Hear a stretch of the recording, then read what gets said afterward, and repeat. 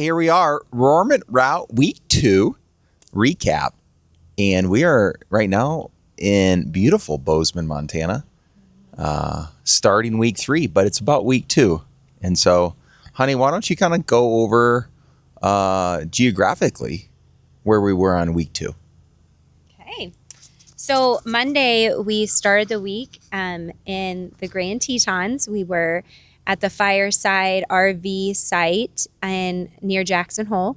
So we started Monday with Grand Tetons, went into the park, visitor center, got our junior ranger badges, filled out the books with that, had some hiking and exploring. We got to see Moose and her 2 babies, which was adorable and such a highlight because that was one of the animals I was like, I don't know if we're going to get to see that, but I really want to. So that was a delight for me. And I think everybody. It was really sweet to see the little babies. They were like walking down into the water. It was really sweet. And then we ended up taking a really fun, epic hike to a cliff jump.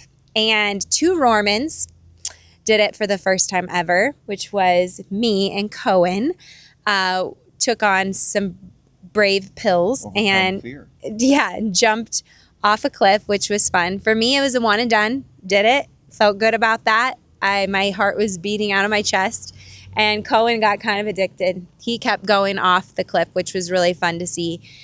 And also everybody was really proud of him. So that was fun as a family too.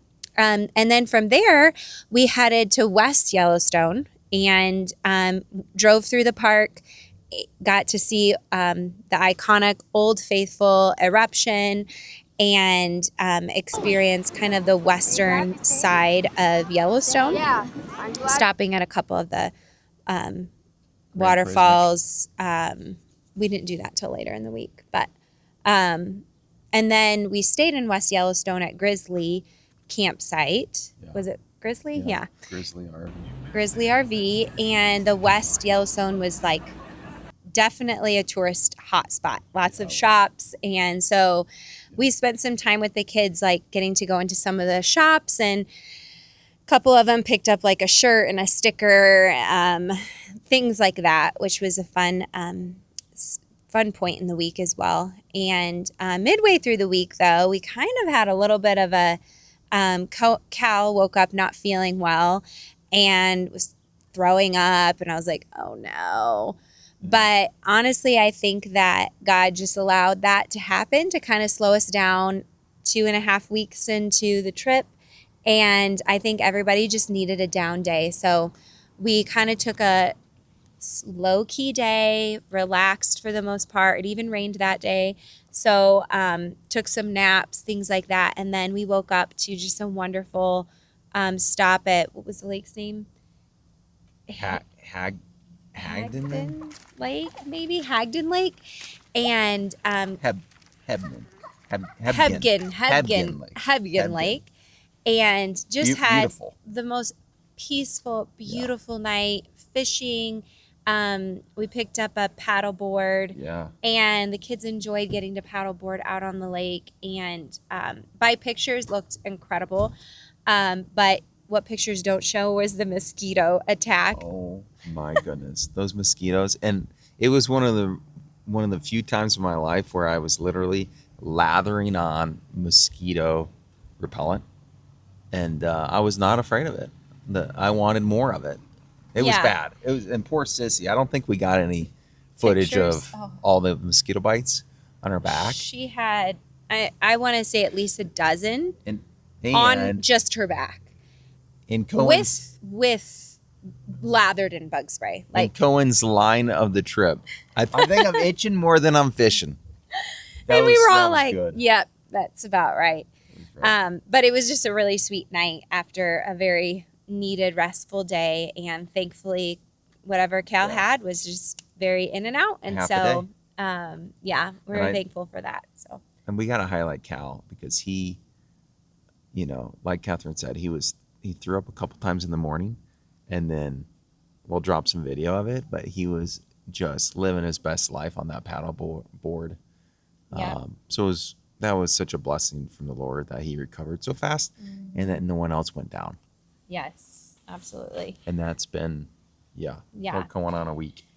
So, and then after West Yellowstone, Yeah. we got to drive through the park to get to the northern side of Yellowstone. And that's just an adventure in itself, just getting to drive through the park to our next RV site, towing everything through and getting to stop along the way. We got to stop. It took us a couple days to fill out the Yellowstone Junior Ranger book. So we got to get our badges there and then settled in on the north side, which we stayed at.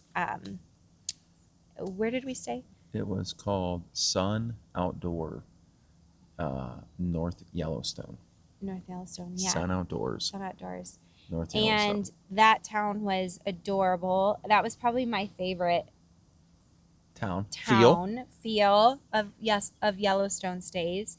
I loved just getting to be kind of we were like on the side of a mountain, but also like a little downhill jaunt bike to just the little shops, and it just seemed really cute. It was really small, and kind of a fun fact, it's the original entry in Gardiner. So the town name is Gardiner. It's the original entry in the iconic Theodore Arch, which we got a really neat picture. Excited to share that, which kind of showed, for the people, the Congress.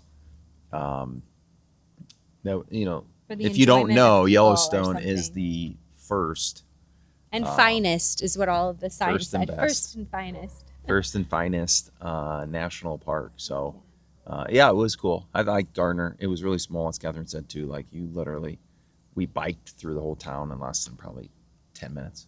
Yeah. Like hopping around looking for our burger dinner spot or ice cream or getting pictures. Felt like on an older Western town too, which was fun. It was cool. And then our last 2 days in Yellowstone were basically just exploring all the wildlife, which was very fun. Going into like Lamar Valley area, got to see also the Grand Prismatic Overlook, hot spring, overlook, and just wrapping up our time there was Yellowstone was basically this past week. Yep. And then we picked up our stuff on Sunday morning early and headed to Bozeman and got to worship with a church called Calvary Chapel, and awesome worship, dynamite really service. He was finishing up preaching it through Galatians, so it was Galatians 6, and then kind of settling into our Bozeman stay and where we headed next. So basically our week was Yellowstone. It's a lot easier to recap this week. Yeah, it was awesome. A God all moment for me this week was the hike at the Jumping Rock. That was kind of our biggest hike of the trip, and just seeing the perseverance of our little children. We were a little bit concerned with Colette. This was a 5.5 mile hike up a little elevation, and so she did it. She dominated it. Really, no, we didn't have to pick her up, and so I was just in awe of God's kindness to allow us to really enjoy that hike up into that beautiful lake, and then just kind of capping it off with the moment jumping off of the rock at 25-30 feet. And then, it's also, I'd say, all the wildlife in Yellowstone. We got to see 6 bear, 1 grizzly, and 5 black bear throughout the trip. Herds of elk, those 3 moose that we got to see. It's just beautiful. Tons of bison. Just tons of bison. Yeah. See, I didn't even mention the bison because honestly, they became just a part of Yellowstone. Almost like the very normal. Yeah. It was very normal, but the wildlife was absolutely beautiful, and I was in awe of just the creation because, man, big, small, powerful, and just happened to have a little bit of a national news element too, with the guy getting chased down this week with bison. So that was a wow moment. Too, my awe moment had to do a lot with just the land of Yellowstone. Everything we were reading was like, this is a result of a volcano that had erupted billions of years ago, which, another topic, another time. But we it was very eye-opening to recognize, like, we were talking to the kids about, like, wow, like, doesn't this just make you think about how big God is, that he formed the mountains and that he created all of this. And when I was like thinking through this week about creation, I also thought about how much God in his sovereignty allows creation to change over time.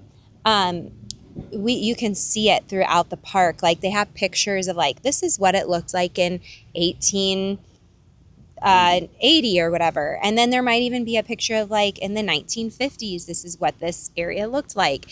And just how a land that is a national park and is preserved, and it has rangers, people that are trying to preserve the land and keep it unchanged, yet it still changes.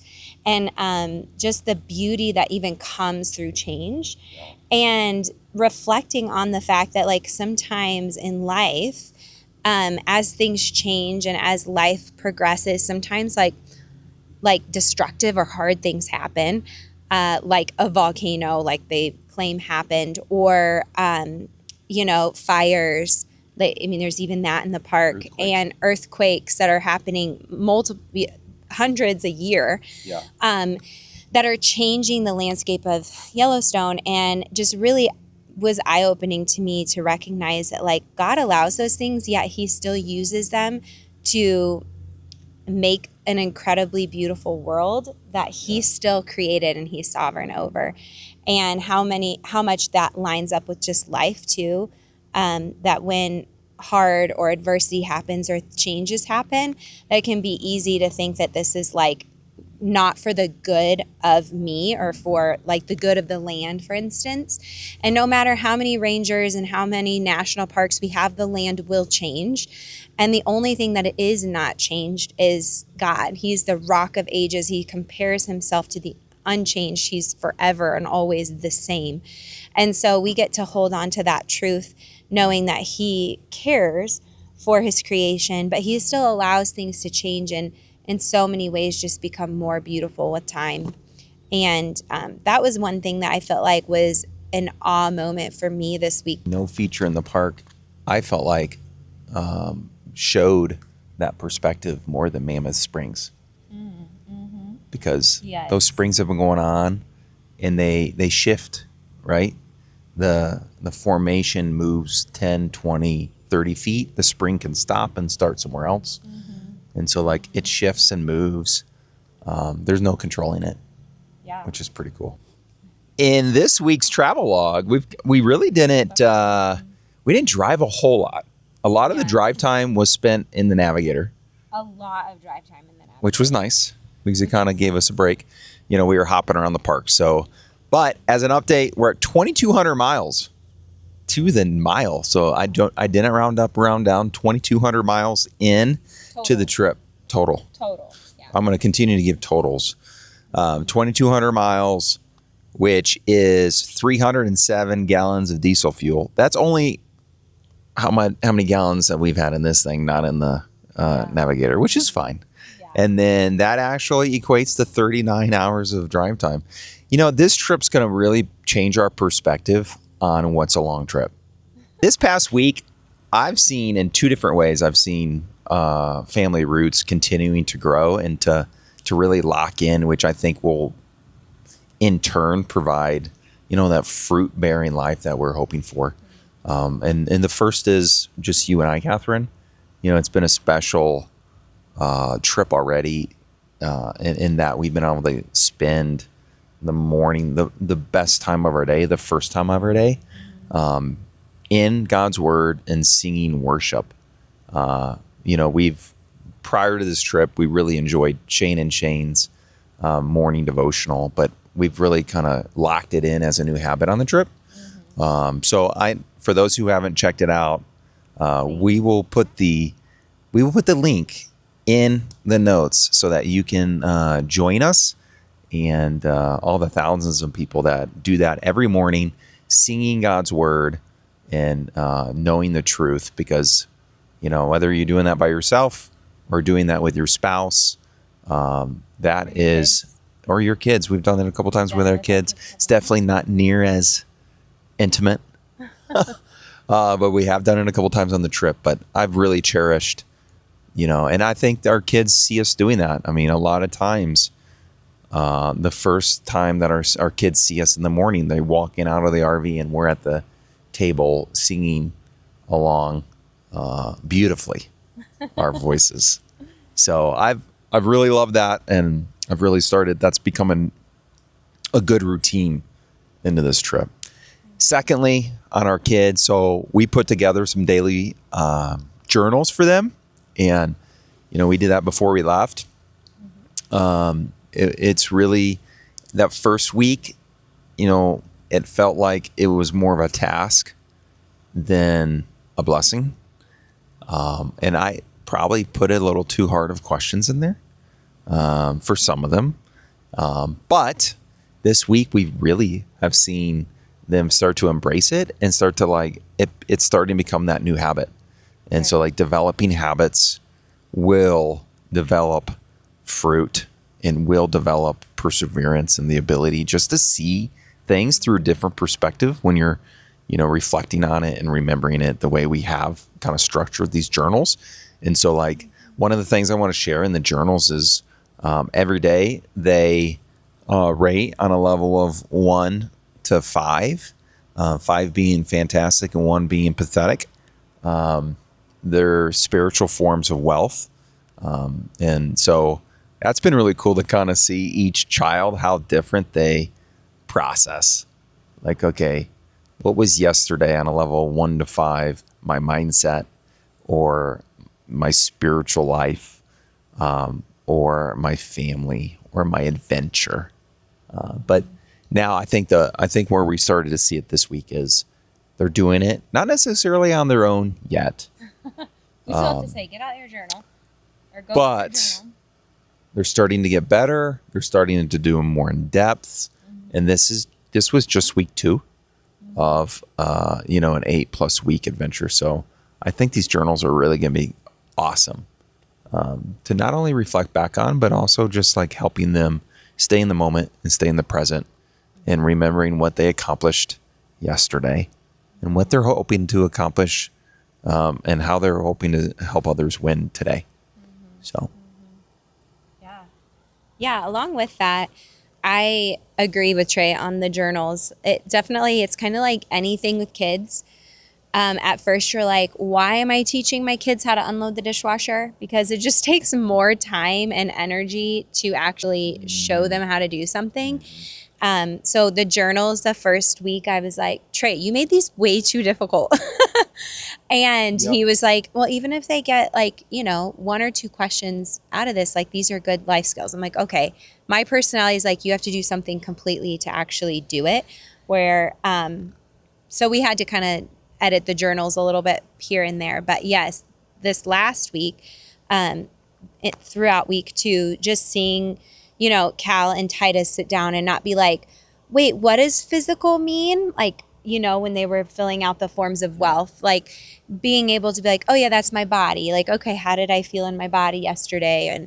And then also seeing Cal, we're working on his life verse. So him asking me every morning, Mom, where'd your Bible go? I need to write that verse down.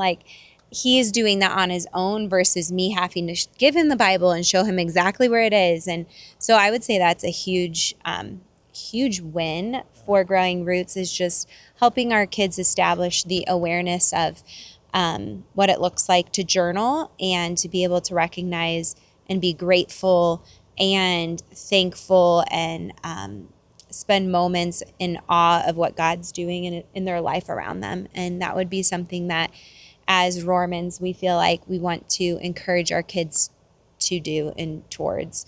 And with that also, like, seeing last week, we talked about how proximity was a big thing. And tell you what, with proximity, as most would imagine, with 5 kids, there's a lot of little squabbles that are happening. Nobody has really space or outlets outside of just being together.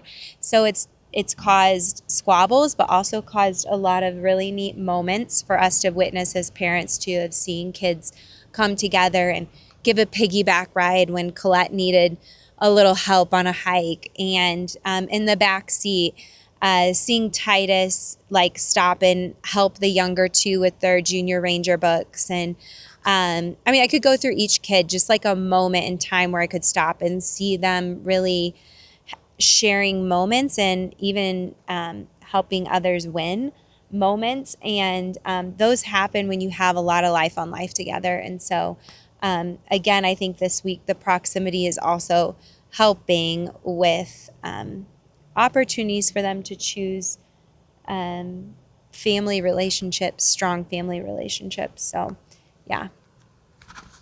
I got to piggyback on that and share a cow story, because helping others win is also seeing others before yourself. And Cal, so a lot of times we do not allow our children to order a beverage and a meal. It's rare. Yeah, it's water. It's usually water.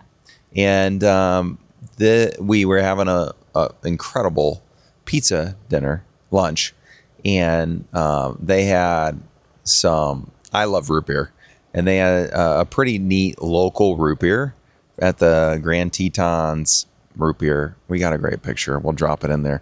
And I said, hey, if you guys want a root beer, you can buy a root beer. And it was a $4 can of root beer. So it wasn't cheap. And the only person that wanted to buy a root beer, and Cal's in spending mode right now. That's one thing I've noticed. Cal loves to spend money. He does. Now he's, got a birthday coming up, and thankfully a grandparents gave him $100. And so he's been whittling away at the $100. He's been finding all sorts of ways to spend Oh my gosh, hasn't he? He loves it. But what I love to see in Cal was he bought that root beer. He had one sip, and he was trying to let his siblings try it. You got to try this. You got to try this. This is so Taste good. this. And he was like, go ahead. You can have it. Passed it all around. You can have it. And then got to the very end of it and was like, Tate, you want it? You can just have it. Yeah. Go ahead. You liked it. Yeah. And it was super cute. And I think it was good because in the moment, we saw it and we noticed it, and we talked about it. And there's a lot of kids that would not have done that, but Cal loves to see other people enjoy what he is able to enjoy. Mm-hmm. And I'm proud of you, Cal. Yeah. I love you, man. So before leaving town, we had friends do all sorts of fun things, just sending us off in really fun ways. But our friends, the Kinches, made us a Rohrman route journey board, and that has been really fun for us and the kids to be checking off little things along the way of like challenges that we're completing. Yeah. And we didn't mention it in week 1, but we had several different challenges that we accomplished last week. So I'll do week 1 and you do week 2. Okay. So week 1, we got a selfie with the bison, which was very fun, right outside the Badlands. It was our first bison sighting. So of course we had to take a picture, and it was like really far in the back, but that was our bison selfie. And then we got pictures with former president was a challenge, which was our stop at Mount Rushmore. So we put a picture on for that. And last week we also visited a church in another state. So that was our First Baptist Church at Jackson Hole. Yep. And then we also had a family hike with no complaining, our first hike. And I think it was just the excitement and adrenaline of finally getting to do a hike. But that was in the Badlands. So the latter. This week, what challenges have we completed? We nailed off a couple of them. So we saw 3 moose. And we got a picture of those 3 moose. Yep. We talked about that earlier in the recap. So wildlife backs, which snaps is the only one. We saw snakes. We just haven't taken a picture of it yet. So we still need that for wildlife. We've got a selfie at 8,000. That was pretty easy because I felt like, we've been sleeping at 6,500. elevation, Yeah. feet above sea elevation. And then maybe one of the coolest ones, and this is a fun one to share, was getting under a waterfall. So a waterfall on our way to Phelps Lake. That was a beautiful little, just off the way on the way to Jumping Rock. And so getting under a waterfall. I hope that my 90-year-old self will just remember, be able to look back at my own life, how I'm kind of looking at the landscape of the Yellowstone National Park, about how over time the landscape has changed, and you look at those pictures. And so I hope, as my 90-year-old self, as I look back on this video, I can see where I am then and where I am right now, and kind of be able to see just God's sovereign hand along the way of how he's allowed certain things to happen, how he's blessed, how he has taken all the things that can happen in your life, and just be able to look back at this video and remember just God's love and faithfulness of just desiring relationship, and how important family is, and the time that we get to have in these years with our children. I just hope that it is a sweet reminder to my 90-year-old self of the years of having our kids in our home, and what a precious time that was, squabbles and all. So much like a crack is to a rock, a wrinkle is to a life.